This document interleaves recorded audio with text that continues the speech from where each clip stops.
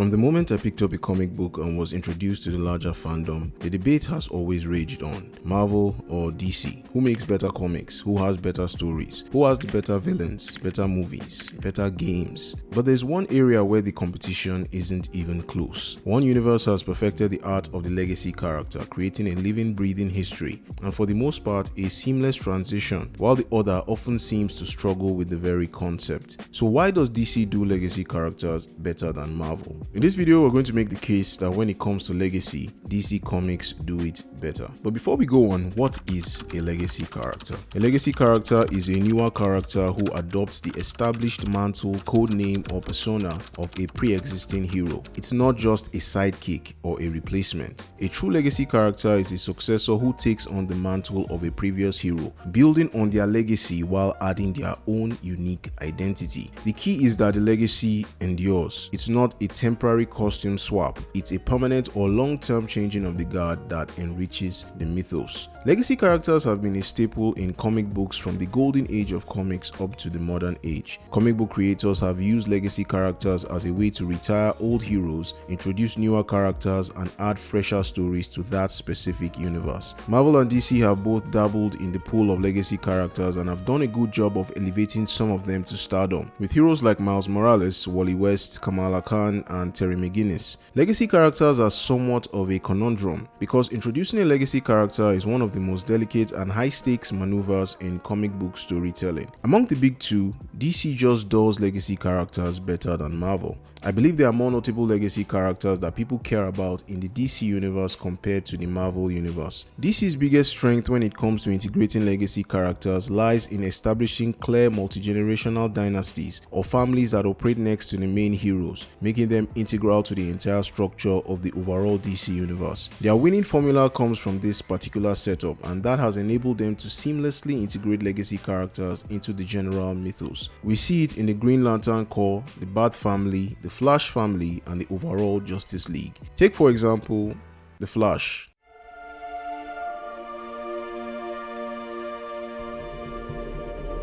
The Flash originally appeared in Flash Comics issue 1 with Jay Garrick being the original Flash. Jay Garrick was the first Flash and was first portrayed without the Speed Force. Jay Garrick being the original Flash lasted throughout the Golden Age and was a founding member of the Justice Society of America until the Silver Age, when the mantle was passed to Barry Allen and then passed to Wally West. Barry Allen would become the biggest name from the Flash mythos, as he is presented as the originator of the Speed Force and the main Flash in multiple DC productions. He was created as a revival of the Golden Age Flash, and his popularity would cause DC to make him the main Flash across other media. The Flash family features a multi-generational line of succession, which shines especially with Wally West. Wally wasn't just a placeholder, he became the Flash for an entire generation of readers. His journey wasn't just about replacing Barry, it was about earning the right to be his own Flash. Stories like The Return of Barry Allen explore the weight of legacy perfectly. You can go read that for yourself. The Flash would go on to appear in multiple forms of media with video games, cartoons, animated movies, and live-action TV and movies. Many characters have carried the torch of the Flash, but the main characters in Wally, Barry, and Jay don't feel out of place whenever they make an appearance. Depending on the story, they serve the purpose of the Flash in that particular story. They all represent the multi-generational structure of DC Comics as a whole. Jay Garrick represents the Golden Age, Barry Allen the Silver Age, Wally West the Modern Age,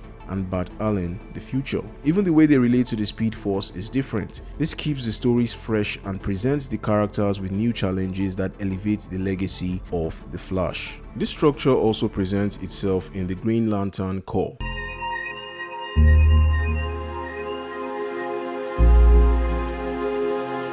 This institutional setup of the Corps is that anyone can become a Green Lantern, but the execution of this setup is what makes the Green Lantern Corps an intriguing part of the DC universe. Just like the Flash, Hal Jordan is a legacy character, bearing the mantle as the Green Lantern after Alan Scott. The original Green Lantern was created with the ring being a magical object more based in fantasy, with a weakness to wood.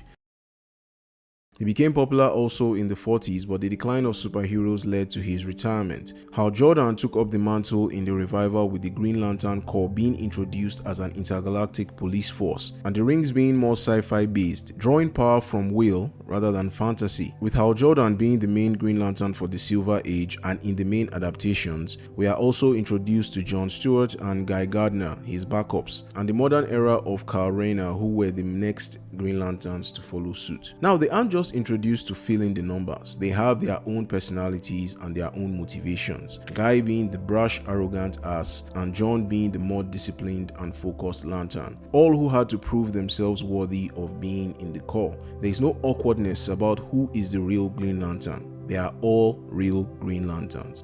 This creates a deep bench of characters, allowing any one of them to headline a story, lead the Corps, or join the Justice League without diminishing the others. The structure of the Green Lantern Corps is a well-placed system that allows for newer characters to be included into the Corps, with the more modern Lanterns like Simon Baz, Sojourner Mulane, and Jessica Cruz being introduced to the main DC universe, not to mention Kelly Quintela as Teen Lantern, a member of Young Justice. Oof.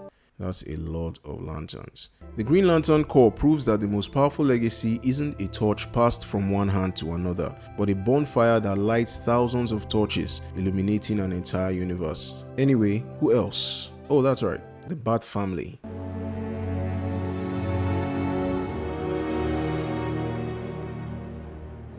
Now, the Bat family consists of Batman and his many sidekicks, but we'll look at it from the view of Batman and Robin. No, not the movie, the characters. First of all, Robin. The Robins all start out as sidekicks to the Dark Knight and have appeared in many stories as Robin, with Dick Grayson, Jason Todd, Tim Drake, and Damian Wayne. The legacy here obviously is Dick and Jason both going on to become their own characters separate from Robin in the form of Nightwing and the Red Hood. The legacy characters here are portrayed as more of a family than anything, as all the Robins here are the sons of Batman. This structure made it easier to assimilate new characters into the Bat family as they grow up and become their own men. As far as Batman is concerned, there was a time where Dick took on the mantle of Batman with Damian as his Robin in Batman Reborn after the events of Batman R.I.P., Final Crisis, and Battle for the Cowl. This was after Bruce Wayne was presumed dead. There was a little bit of this shown in the DC animated film Batman Bad Blood. And while Dick as Batman was brilliant, I want to focus on Terry McGinnis, in other words, Batman Beyond.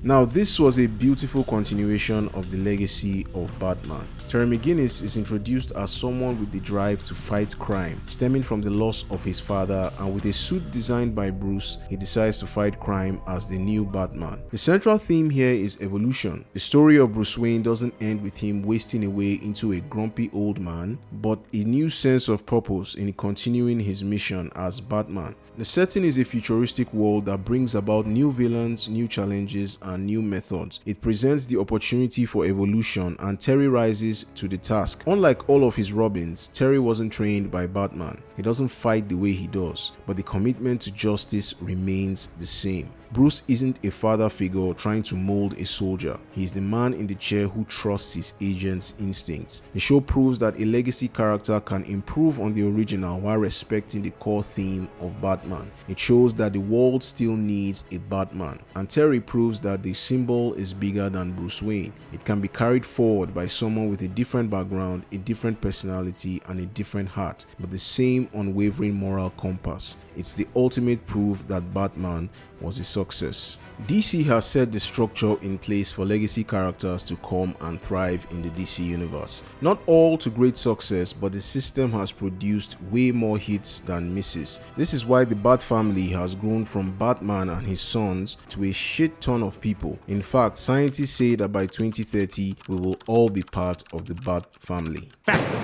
DC system is so tried and true that they had a great successful show full of legacy characters in Young Justice, where we see many characters break out of their mental shell to become full-fledged heroes by themselves. With so many examples to pull from, legacy characters in the DC universe have provided the room for more interesting stories. Now we move on to Marvin. Mutiny makes me so angry. Marvel. Marvel's legacy characters have been more touch and go than DC. Marvel's legacy attempts often feel like temporary or sidestepping replacements that struggle to break free from the shadow of the original and are mostly reversed quickly. Not to say they haven't succeeded in creating lasting characters that have earned their way to the title, but it always seems like Marvel's legacy characters struggle to hit the ground running compared to DC, in my humble opinion. The system in Marvel is more focused on the heroes themselves than the concept of sidekicks and family dynamics. I think this question can capture what I mean. Who is the biggest Marvel sidekick? Don't worry, I'll wait.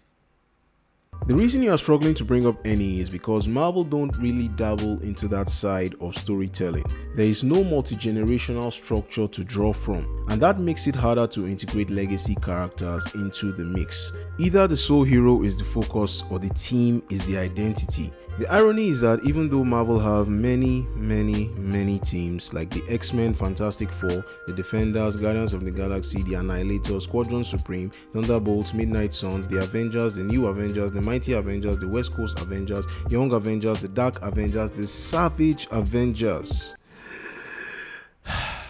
So many teams. Even though Marvel has all these teams, it feels more like a rotation of heroes rather than a fixed system that can foster legacy characters. Marvel's biggest issue is they refuse to commit to their legacy characters. Outside of having no system that can foster legacy characters, they always feel like placeholders. But let's start with their most successful legacy characters, like Miles Morales.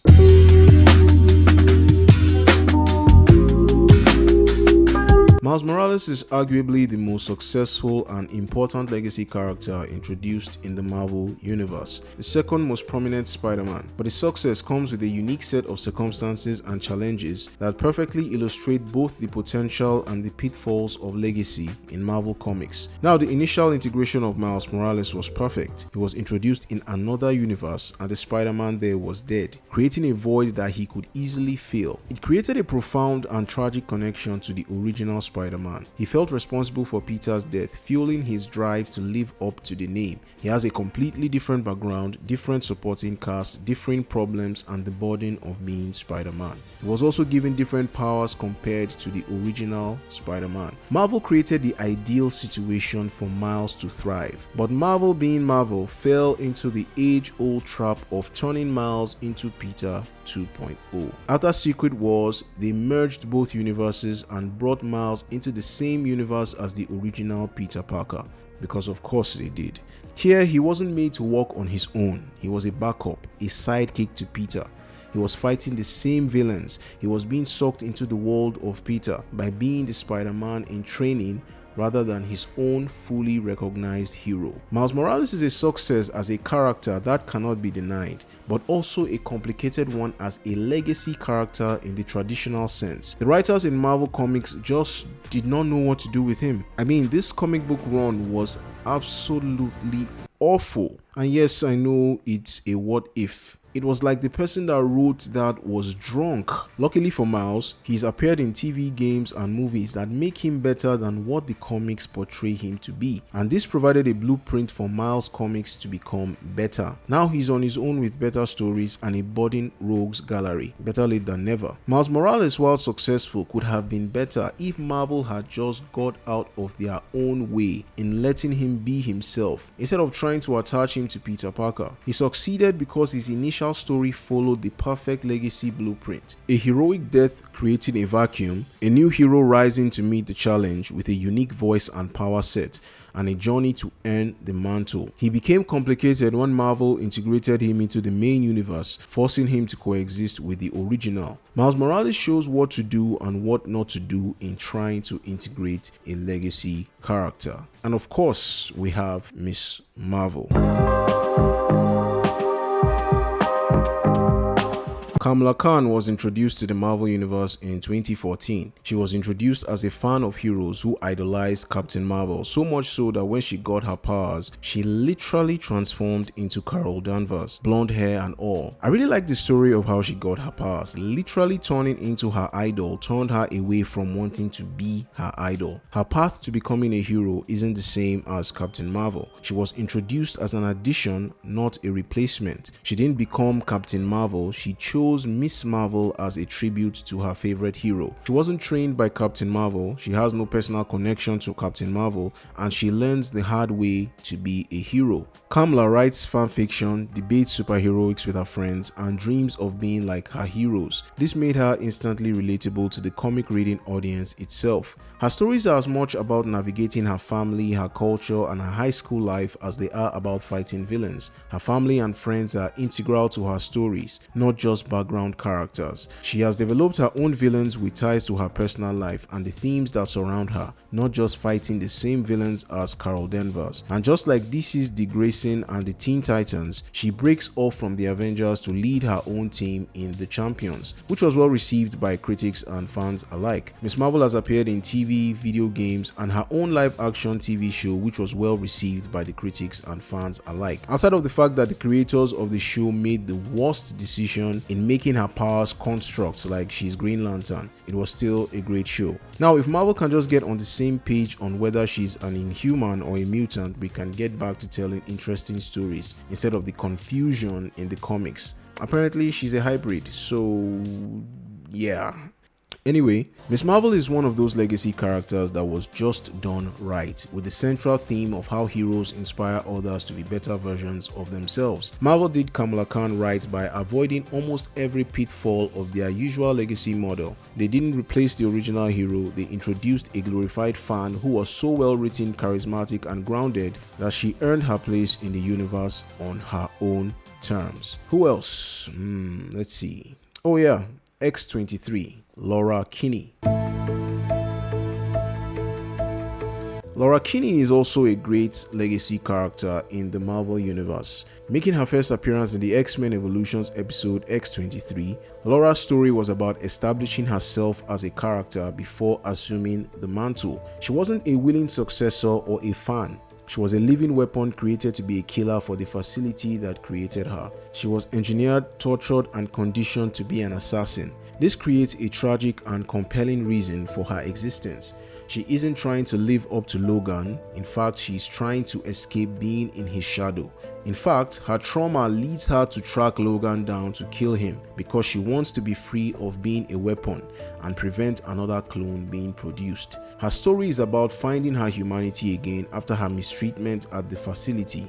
Logan instead helps her to heal and become her own hero in X-23 by enrolling her in Xavier's Institute. Laura establishes herself as her own character for over a decade, building her own relationships, building her own fan base, and letting the audience know her before she eventually assumes the Wolverine mantle after Logan's death as a way to honor his memory. She's made appearances in TV, games, and film, and had successful runs of her own comic books. She has become an important character in the world of X-Men. Personality-wise, she is fundamentally different from Logan, a thoughtful sister figure to younger mutants. She carries the mantle not by imitation, but by representing what the ideal of Wolverine should be, a fighter who protects those who cannot protect themselves. There are also a good number of legacy characters that Marvel have produced, like Kate Bishop, Scott Lang, and Robbie Reyes, that have made a name for themselves in the world of Marvel and to the fandom as well. However, Marvel has had a string of legacy characters that are not so groundbreaking because of the way they've been treated in the comics. Ironheart, Sam Wilson as Captain America, Amadeus Cho as Hulk, and many others. Their stories have not yet consistently given them a compelling arc, unique mission, or rogues gallery that is entirely their own, leaving them defined by a legacy they can never fully inherit. For instance, in the case of Sam Wilson, he's never had a single iconic multi-year run that was definitive. The MCU had the chance to right this wrong, and well, Sam Wilson proves that Marvel understands how to create a legacy moment, but they often lack the conviction to live with it. The mantle of Captain America was passed to Sam Wilson, but Marvel has never fully let go of the other end. Until they do, even their most promising legacies will always live in the shadow of the original. That brings me to the crux of the matter. Marvel falls behind DC in integrating legacy characters because they are too stuck in their ways to let a legacy character carry the torch for an extended period of time. Marvel can't can and have done legacy characters well. The lack of a defined system that allows these characters to thrive holds them back from exploring the legacy of such heroes. Ultimately, DC's legacy strategy transformed their universe into a genuine mythology that seems like a generational story. Marvel often feels like a revolving door of temporary replacements. On this specific front of legacy, DC's dedication to allowing its heroes to develop, change, and pass on their mantles gives it a depth and richness that is nearly unmatched. If you'd like to support the channel, my PayPal link is in the description below. Don't forget to like and subscribe, and I'll see you next time.